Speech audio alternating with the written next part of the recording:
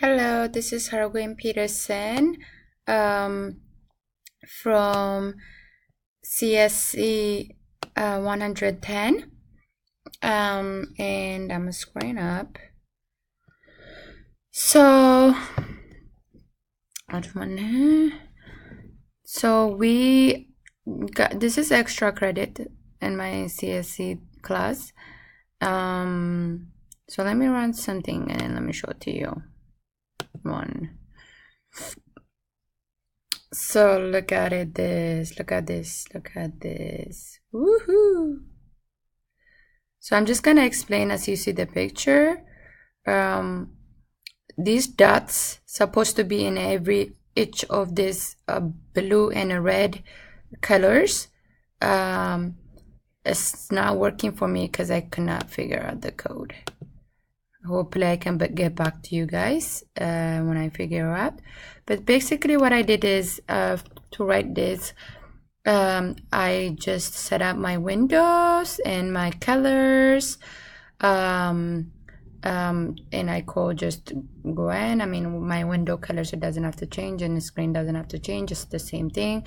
So yeah, I used my multi-colors like usual on those shape and I say circle. My turtle name is Gwen. We use import math because we had to get a lot of calculation of math. That we did red and blue and on the color def program. That's what it looks like, the draw that I did.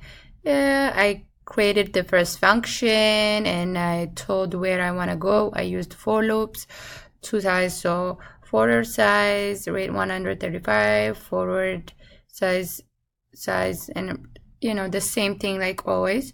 And I called another function just so I can repeat the same thing. I had to go and back and forth. I had to do a lot of math on that one, which took me a long time to do this. The same thing right here, we repeated the same thing.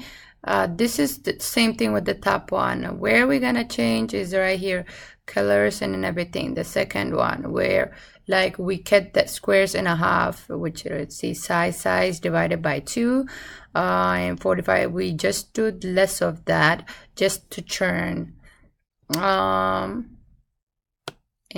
for I in range 2, see the same thing. Oh, this is long one. We have to pick up pen. We have to put pen down, and then also like, yeah, the same thing, and then divide the sizes in order to go from one side to other side. Pen up, forward, pen down, then pen up, right, forward, size, math, squared. Then we just do the same thing right here. We repeat it right here with the math.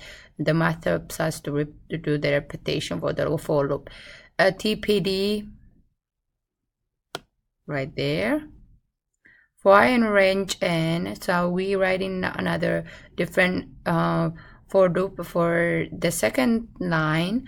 The same thing, size, the same thing with repetition. Then we do doubling on the side and we do repetition. So this is the last part that I tried to do the dot, and I tried it multiple times to fix it, but it's not really working for me. So now you guys saw what my code looks like. So I'm just gonna run it so for you guys to take a look again. If you guys have any tips on how to make the dots on the right places, hit me up. Thank you.